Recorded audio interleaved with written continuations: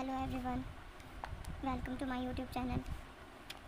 इस वीडियो के अंदर हम द लिमिटेशन एक्ट को स्टार्ट करने वाले हैं। द लिमिटेशन एक्ट के बारे में हम थोड़ा सा जानकारी ऑब्टेन करेंगे। थोड़ा सा जानकारी देखते हैं कि इस लिमिटेशन एक्ट ये एक लिमिटेशन एक्ट की एक लेक्चर सीरीज़ रहेगी।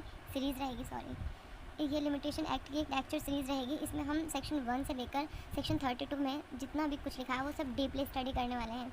बट ये वीडियो सिर्फ और सिर्फ एक जनरल या फिर कह सकते हैं कि ओवरव्यू हो सकता है कि इस वीडियो में हम जानेंगे इस एक्ट के बारे में कि ये एक्ट में कितने सेक्शंस हैं, कितने मतलब किस तरीके से इस एक्ट का क्या मतलब एम है। चलें, लेट्स गेट स्टार्टेड। बेसिकली इस पूरे एक्ट के अंदर 32 सेक्शंस हैं। कितने सेक्शन हैं? 32 सेक्शन।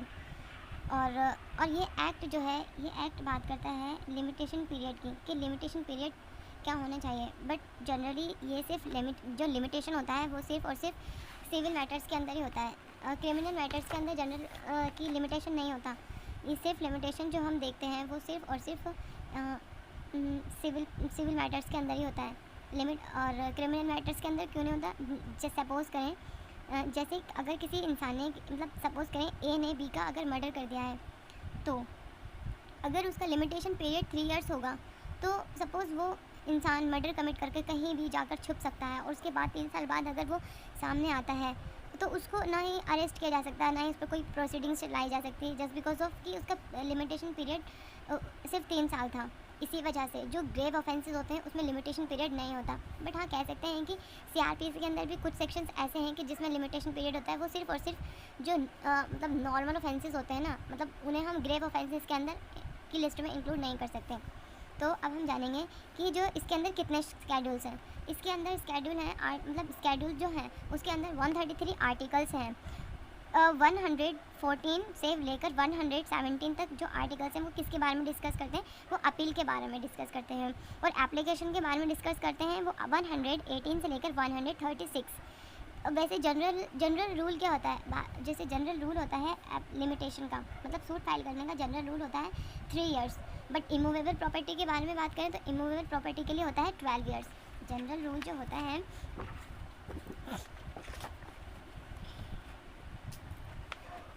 जो जनरल रूल होता है किसका? जनरल रूल होता है सूट फाइल करने के लिए, वो होता है 3 इयर्स का। बट इमूवेबल प्रॉपर्टी का 3 इयर्स नहीं होता। इमूवेबल प्रॉपर्टी का होता है 12 इयर्स। कितने इयर्स? 12 इयर्स। और मॉर्गेज के लिए होता है 30 इयर्स। ठीक है, मॉर्गेज के लिए होता है 30 इयर्स। कॉन्ट्रैक्ट, अगर कॉन्ट्रैक्ट के बारे में देखते हैं तो कॉन्ट्रैक्ट के लिए भी 3 इयर्स ही होता है। इमूवेबल प्रॉपर्टी के लिए 12 इयर्स, मॉर्गेज के लिए 30 इयर्स और कॉन्ट्रैक्ट के लिए 3 इयर्स। चले, अब हमने ये जान लिया द लिमिटेशन एक्ट। सपोज़ करें ए जो है वो लोन चाहता है। किसके लिए? बैंक के पास जाता है लोन लेने के लिए। ए जाता है बैंक के पास लोन लेने के लिए। बट लोन लेने के लिए उसको चाहिए होती, अगर बैंक जो है लोन देगा तो वो किसी न किसी चीज़ पर तो देगा। तो लोन देता है, बैंक ए से पूछता है कि आपके पास कोई गारंटर या कोई प्रॉपर्टी जिसके बिहाफ पर हम लोन दें। तो ए जो है सी को अपॉइंट करता है एज ए गारंटर। सी से पूछा जाता है कि आपके पास कोई प्रॉपर्टी है, गोल्ड प्रॉपर्टी अनदर। वो कहता है नहीं, उसके पास होता है एफडी के पेपर रख देता है। उसके बाद जो अब अभी हमने पीछे देखा था कि जो जनरल रूल होता है 3 इयर्स का, बट ये मतलब 4 इयर्स के बाद बैंक बिजी इतना हो जाता है, 4 इयर्स के बाद बैंक को याद आता है कि अरे मैंने लोन दिया था किसी को। तो उसके बाद जब सी जाता है तो जो बैंक होता है वो सी का जो एफडी होती है उसमें से वो अमाउंट डिडक्ट कर लेता है। बट सी कहता है भाई ये तो बार्ड बाय लिमिटेशन हो गया ना, मतलब बी भी हो गया, बार्ड बाय BBL तो बार्ड बाय लिमिटेशन हो गया। बट नहीं, जो लिमिटेशन होता है वो किस पर बार्ड लगाता है? सिर्फ और सिर्फ जुडिशियल प्रोसीडिंग्स पर, जुडिशियल सूट पर बार्ड लगाता है, ना कि एक्स्ट्रा जुडिशियल पर। सिर्फ और मतलब अगर बैंक ने किसी को लोन दिया है, 4 साल बाद उसको याद आता है तो वो 4 साल बाद भी अपना अमाउंट डिडक्ट कर सकता है। ये जो एक्ट है द लिमिटेशन, ये जो एक्ट है, ये जो द लिमिटेशन एक्ट, ये सिर्फ और सिर्फ कोर्ट में प्रोसीडिंग या कोर्ट में फ्रेश सूट फाइल करने से मतलब आफ्टर द लिमिटेशन पीरियड ख़त्म हो जाने के बाद, जो लिमिटेशन पीरियड ख़त्म हो जाने के बाद ये सिर्फ बार लगाता है जुडिशियल रेमेडी पर, ना कि एक्स्ट्रा जुडिशियल रेमेडी पर। सपोज़ अगर मतलब 3 साल का कोई केस है, अगर वो 4 साल बाद आता है तो वो बार लिमिटेशन हो जाता है। बट कुछ इसके भी कुछ एक्सेप्शंस हैं जो कि हम आने वाली अनदर वीडियो में डिस्कस करने वाले हैं।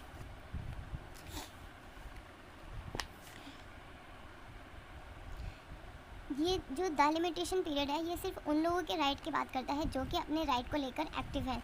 ये उन लोगों के बारे में बात, मतलब ये उन लोगों को सपोर्ट नहीं करता जो खुद अपने राइट को लेकर सोए हुए होते हैं। ये सिर्फ उन्हीं की बात करता है जो एक्टिव होते हैं। आपको पता है, सभी को पता है कि हम इंडियंस हैं, बहुत ज़्यादा लेज़ी हैं हम। हमें हर चीज़ तभी याद आती है जब उस चीज़ का पीरियड जब उस चीज़ का पीरियड यानी कि लास्ट मोमेंट पर हमें हर चीज़ याद आती है। अभी सपोज़ जैसे अभी आरबीआई ने जो डिक्लेयर किया है, आरबीआई ने जो भी कहा है कि मतलब ये जो सर्कुलेशन से बाहर कर दिए 2000 के नोट जो है सर्कुलेशन से बाहर कर दिए। सपोज अभी 30 ऑफ सितंबर का टाइम दिया है, बट अगर कोई 30 सितंबर से एक दिन पहले भी आता है तो उसका जो सूट है वो डिस्कस किया जाएगा। उसका सूट अगर सपोज़ करो अगर वो कोर्ट में जाता है, बट कोर्ट में तो नहीं जाएगा, बट सपोज़ करें अगर कोर्ट में जाता है एक दिन पहले यानी कि 29 ऑफ सितंबर तक अगर वो जाता है तो तभी भी उसका सूट जो है सुना जाएगा। उसको BBL नहीं कह सकते हम, बाय लिमिटेशन नहीं कह सकते हम। ये जो द लिमिटेशन एक्ट है, ये सिर्फ किस पे बार लगाता है? ये सिर्फ और सिर्फ रेमेडी पर बार लगाता है, ना कि राइट पर। जो द लिमिटेशन एक्ट है वो सिर्फ रेमेडीज़ पर बार लगाता है, वो भी कौन सी रेमेडीज़ पर? ओनली ऑन जुडिशियल रेमेडीज़ पर, ना कि एक्स्ट्रा जुडिशियल रेमेडी पर। सपोज अगर कोई कोर्ट के बाहर कोई सेटलमेंट करना चाहता है तो ये उस पर बार नहीं लगा, ये सिर्फ बार किस पर लगाता है? जो कि कोर्ट के अंदर कोई फ्रेश सूट फाइल करने के लिए बार लगाता है। अगर कोई बंदा एक दिन पहले भी अगर जाता है, और सपोज़ ऐसा भी हो सकता है कि उस टाइम जो कोर्ट है वो बंद हो सकता है, या ऐसा भी हो सकता है कि उसके साथ कोई मिस हैपनिंग हो चुकी है या हो गई है जिसकी वजह से वो नहीं जा सकता, तो उस केस में भी कोर्ट जो है उसको थोड़ा सा मतलब टाइम दे देती है कि चलें ठीक है, लेकिन सफिशिएंट ग्राउंड होने चाहिए। वो ऐसे ग्राउंड, रीजनेबल ग्राउंड होने चाहिए जिसमें section 5, section 6, section 7, section 8, section 9 के बारे में इसमें बात की गई है। हम इन सभी सेक्शंस को फुल डिटेल में जानेंगे कि इन सेक्शंस के अंदर क्या लिखा है। ये सेक्शन एक्सेप्शन भी हो सकते हैं, मतलब हम एक्सेप्शन तो नहीं कह सकते, लेकिन हाँ कुछ सेक्शंस इसके अंदर हैं जो कि एक्सेप्शन के तौर पर जिसको हम डिस्कस कर सकते हैं, वो एक्सेप्शन ही है। हम एक एग्जाम्पल ये भी ले सकते हैं कि सपोज़ कोई एक पर्सन है और ये उसकी प्रॉपर्टी है, और ये ए है, ये बी है, ये belongs to A, this property belongs to A, but ये जो बी है, ए दिस इज ट्रेसपासर, ये इस प्रॉपर्टी पर आ जाता है। तो इसके पास ए के पास राइट होता है कि ये इसको हटा सकता है। इसको हटाने के लिए कोर्ट में सूट फाइल कर सकता है। अगर ये इसको फर्स्ट बार पर इसको हटा देता है तो ठीक है। अगर इसको आते बार इसकी कंटिन्यूसली 1 2 3 4 5 6 7 8 9 10 11 12 कंटिन्यूसली जब इसको 12 ईयर्स हो जाते हैं, 12 ईयर्स से ज़्यादा जब इसको हो जाते हैं, जब तक तो ये सोता रहता है, बट आफ्टर 12 ईयर्स इसको रियलाइज़ होता है कि नहीं, अब मुझे इसको रोकना चाहिए, but he can't do anything, ये कुछ भी नहीं कर सकता। और दिस प्रॉपर्टी, ये जो प्रॉपर्टी है, ये बी इस प्रॉपर्टी पर बी का राइट हो जाएगा आफ्टर 12 ईयर्स। अभी हमने पीछे देखा था ना कि जो इमूवेबल प्रॉपर्टी होती है, इमूवेबल प्रॉपर्टी पर 12 ईयर्स का टाइम होता है। अगर उसने जो इसको हम ईजमेंट्री भी राइट कह सकते हैं, बट ईजमेंट्री राइट ऐसा नहीं है कि कंटिन्यूसली उसको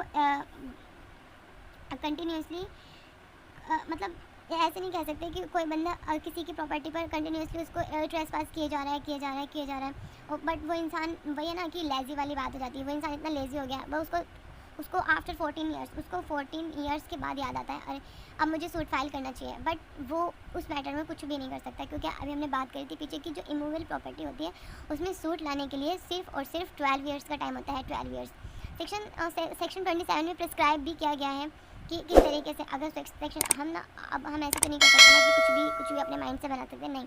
हम सिर्फ और सिर्फ इसमें इसी एक्ट के बारे में बात करेंगे, द लिमिटेशन एक्ट 1963। जो सेक्शन 27 है, सेक्शन 27 जो है अभी जो हमने बात करी है कि जो 14 ईयर्स के बाद, तो उस सेक्शन 27 जो ए के राइट को डिस्ट्रॉय कर देता है, और पोजीशन किस पर आ जाता है? पोजीशन आ जाता है बी पर उस प्रॉपर्टी का आफ्टर 12 ईयर्स। आपको ये याद रखना पड़ेगा, आफ्टर 12 ईयर्स। इमूवेबल प्रॉपर्टी में है मतलब 12 ईयर्स का टाइम है, बाकी जनरल में 3 ईयर्स का टाइम है, और मॉर्गेज में तो हमने बात ही की थी कि 30 इयर्स का टाइम है। और अब हम बात करते हैं कि ये जो डाइवोर्स के मैटर्स होते हैं, इसके डाइवोर्स के मैटर जो होते हैं, डाइवोर्स के मैटर तो क्रिमिनल में भी मतलब कह सकते हैं, बट नहीं, सिविल ज़्यादा है। जो सिविल जो डाइवोर्स के लिए कोई ए पर्सन है, सॉरी ए नहीं, एच पर्सन है, H means husband, W for wife, ठीक है। जो हस्बैंड है वो क्रुएल्टी करता है, किसके साथ, वाइफ के साथ में।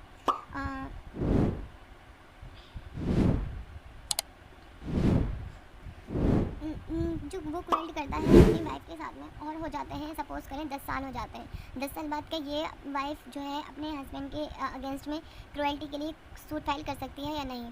तो हम कह सकते हैं सूट, मतलब कहते हैं ना हम इसको suit an application, but divorce के लिए तो पिटिशन फाइल करती है, सूट नहीं, पिटिशन फाइल करते हैं। आपने भी सुना होगा कि डाइवोर्स की पिटिशन हो रही है, या मतलब डाइवोर्स की पिटिशन हो रही है, तो डाइवोर्स के लिए हम पिटिशन फाइल करते हैं, जो कि HMA का सेक्शन 23 उसमें मेंशन किया गया है कि मतलब वो जो HMA का सेक्शन 23 है, HMA इस लिमिटेशन को नहीं मानता, उनका खुद का लिमिटेशन है।